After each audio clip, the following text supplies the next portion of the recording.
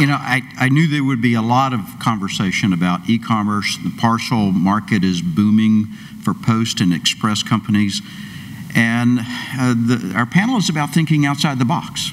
So I thought I would think outside the parcel box a little bit. And so this may be mundane for some, but I thought I would give a slightly different look at some of this. The one thing that is certain is change. And if we're not prepared for that, then we're not prepared to win tomorrow. And in fact, our futurists tell us that we're now approaching what is called exponential change. That the innovations and the disruptions that we could look out 10 years to see are now happening in the next 3 to 5. And so that is very important that we, as people involved in the post and the express industry, need to understand those. And Tammy did an excellent job covering how some of those things are going to impact us, how we need to react to those. So I'm going to cover a few scenarios, if you will, a few possibilities, hopefully ask some provocative questions, and then look forward to your comments at the end. So this is a very quick scale, and this is looking at the European market and the product diversification. Diversification and innovation are going to be our key counterstrikes for the substitution that we're experiencing in traditional mail. And so as we look at our markets, and we'll talk a little bit more about those markets, we need to be prepared for what is going to happen next year and the next 3 years. Are we positioned to be able to capture that? One of the and that I think our industry has experienced, and I've watched this battle in discussions with many posts, and truly it was a battle. Who is the customer? The customer is the one that puts the postage on whatever the post is getting. And that is true. They are a customer. But that paradigm has shifted. And we need to shift our thinking so that we know that the customer also includes who we're delivering to, and the involvement that we have and the network that we have. But we need to make sure that we begin to deal with the customer dynamics and the scenarios and understand those. And once we begin to see that, then we can chart channels and product mix that will fill in for the traditional mail. We must keep a firm hand on traditional physical mail. Absolutely. That is part of our universal service obligation in our countries. But I will challenge each of us that we can do a better job by becoming more diversified in how we serve that customer citizen that is our postal patron. My dad had a phrase for the customers on his route. He called them his postal patrons, the people that paid what let him sort the mail and deliver the mail to their houses each day. And so that's important that we respect that role that we're placed in, and that we do a good job with the trust invested in that. So, you know, looking ahead, how do we begin to, you know, this is a simple chart, but it's a lot of complex questions than that. We have existed in the world of core. If we go back prior to 2006, our mail was generally increasing about 3% a year. Parcels were a distraction, and in many cases we sort of let others come in and own the parcel market because we didn't want to be bothered. It didn't fit our sortation equipment nicely, and our engineers told us, you know, we can save money on the conveyor systems and the scans and the different thing if we just stick to flat mail. But our core is evolving because our customers are evolving. So what's adjacent to that we can comfortably move to? And we're going to talk about some of these, but logistics. Many posts are still resisting the logistics aspect of what they do. Great companies at doing logistics, but they can do more with that. They can help their customers, both the senders and the receivers, do a better job of that. And they begin to look at the customer dynamics In the U.S., there was really sort of a bold initiative that U.S. Postal Service undertook over the last year. It decided to do Sunday delivery. And that was a great move by management and a great position by the unions to allow that. It was a huge hit. And as Dennis talked about some of the increase in the package volume and the market share, it was due to that flexibility. We must remain flexible. Sticking to our core without expanding our core is going to be the death knell. There's been a fairly famous company in the last 2 months, Kodak, who has been one of the founders within the film and picture business. It misinterpreted, when I thought it was sticking to its core, it misinterpreted what its core really was. It had it right, but it read it wrong. And because of that, they found themselves having to be at the bottom of their industry and trying to reorganize themselves out of it. But we look at the adjacent market, and these are just a few examples. Logistics, customer care, the flexibility that was talked about earlier, and interactive deliveries that Mr. Furion discussed in Brazil is a very important part of that. But beyond that, where can we take our post? What's our platform play? Some of the most dynamic and successful companies today are really platform plays. If we look at the Amazons, the eBays, and the Alibaba, they have created a platform by which to do a commerce exchange. They have assembled a group of consumers, they have assembled a group of merchants, and they act as an exchange for that. I will say that Post could look at doing that they may have that possibility where all this volume of data, our personas, are being put out there. Do you want to share that with a commercial company, or would you be better off, or would you feel more secure by sharing it with the Post, where they're never going to data mine you and then sell your information? So there's also the aspect of security. In the world of cyber threat that we have, the issue of having, which many of our posts do, having a closed domain. And the other aspect of that is having access through the UPU and its .post network, the closed domain that it offers, with DNS backtracing for security that lets consumers and sellers know that they're dealing with who they think they are. And that's really a great place where post-to-post can begin to play in a unified way.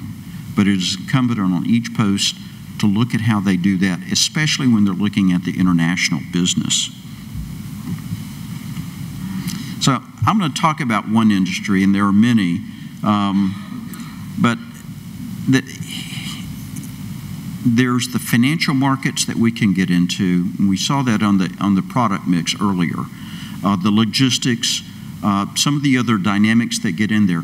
We need to be looking at how can we be a player and a supporter as a Post or an express company where we can be involved in other industries.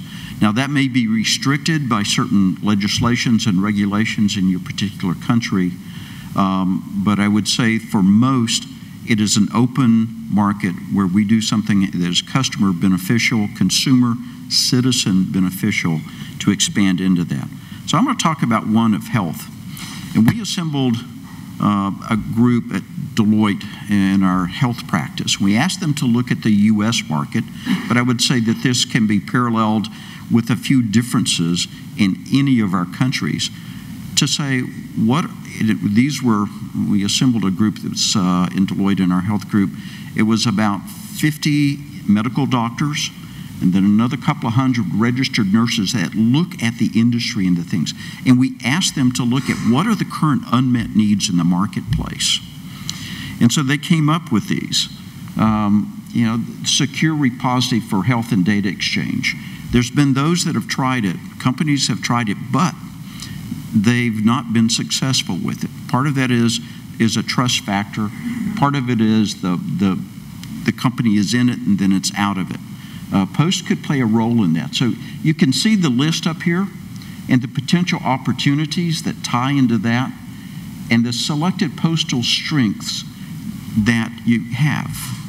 Our in-person proofing, the ability to do pharma and its benefits on secure transmission delivery from a healthcare provider into the consumer's hands. And that's where you can have the interactive delivery, where you can have the ability to address this. So this is just one example, and it may be different for different markets. I know that Jersey Post in the English Channel, they looked at their population and they found an increasing number of elders as a % of the population. So the Post started building, and they tested and piloted an elder care program. And what they were able to go back to the government and the health side of the government is to show them that by having a once or twice a week visit, a knock on the door from the postie, that they were able to decrease the hospital stays for the elder care. They actually were saving the country money just by these quick touches. Now that took a lot of work. You had to ease off on delivery person's schedule. You had to get union cooperation, and it was a voluntary program where family or the individual signed up for it. But what they found was the value of doing that. So we can look at different industries and how they can impact that. So as I said, these are just a couple that we can do. Now I want to talk for a minute about the platform model. In my younger years, I would help my father and my uncles as they would roof houses or do repair. And I remember how they could very easily jump from rafter to rafter before we got the roof fully out there, and how nimble they were. One of the things I learned, when I could get one additional plank out there, it helped my stability. And I think sometimes we look at the platform play and we're not sure what planks to put out there around us to give us stability. But there are many that can be done. The Post has the ability to link physical address and email address. We have millions of our people that visit our postal websites every day. And there are some that are doing great things with that. But by and large, Post do nothing to begin to capture that information and to build a plank from which they can better serve constituents in a secure, non-invasive, private way to expand the services. And once you see that plank, you can see others that go around it. Now, I asked Harold Weirich from the UPU Telematics Cooperative if I could share this. And many of you in the room saw this model, and it's a bit of an eye chart. But I wanted you to understand that UPU, and if you're a member of the UPU Telematics Cooperative, you have access to this. So there's no cost to it. So I would encourage you to begin to understand the various aspects that go into this and the kind of value that you can derive out of that. So the dot post and the interconnect, the cross-border offerings, the customs, the cross-border customs generation, the IFS financial settlement aspects, using postal money orders as a baseline so you can begin to move into the financial aspects of that, and then the UPU global track and trace. Many of you are using one aspect, and to a certain extent this is, you don't have to have all of them to use part of them, but I would encourage you that this could be a platform from which you could go. And so it's something that is yours. It's something that can be powerful, and something I would encourage each of you to look at. And if you'd like Harold's contact information, see Paul Vogel or myself at the end. But this is something that we can do great things with as the beginning of a platform. Okay, I'm going to get sort of pedestrian now. And this is New thoughts on our core. So I'm going to go back to the core. We're not talking about the adjacent. We're not talking about the disruptive ideas. But the issue of understanding the data around your business. Now, as the business has changed, we have dormant or lightly used assets. We've heard many examples, and several from this panel already, about how we can take them and repurpose them into micro warehousing, how we can make them advantageous in others' realms, how we can help with pharmacies that might want to use that as they look at the data analytics on the customer shipping in terms of climate controlled. There's a lot of things that Post can do with this. So it's something exciting when I think about it, but if you're not going to use it, don't keep it. It's a drag on your costs for your universal service and the rest of the business. So it is my use it or lose it. I would encourage you to use it because I think you have a tremendous value in what you have, but repurpose it and repurpose it well. So something, and I've watched this and I've learned something from a few posts over the last 2 to 3 months, is the mailbox. When's the last time anyone changed the mailbox? You know, it's been sitting there. If I want a new model, I'll go to a store or a home improvement place and I'll buy something different. But 2 of the posts, and maybe more, are looking at that and saying our flat mail and our product mix is changing. The security of what goes in there is changing. Maybe we should look at putting a box that handles a higher volume in a more secure fashion as the value of goods being delivered at home is changing. And there's many aspects of that. So something as pedestrian as the mailbox needs to change. So we need to not overlook the small things as we move through this. And then our organizational model. Let's make sure that it matches well with our parcels, with hopefully our new business channels, and our core letter mail. All are important. As Dennis said, it's going to be a balancing act as we move through this and as we navigate what we do. In closing, over the next 3 years, we have a wave of change that will continue to buffet us. Exponential change. Some will affect our business. All of that change will affect our customers. We need to extend our horizon thinking. We need to understand what is over the horizon because our horizon time frame is shrinking and it will be here sooner rather than later. But as always, we need to keep a steady hand on where we are now. Thank you.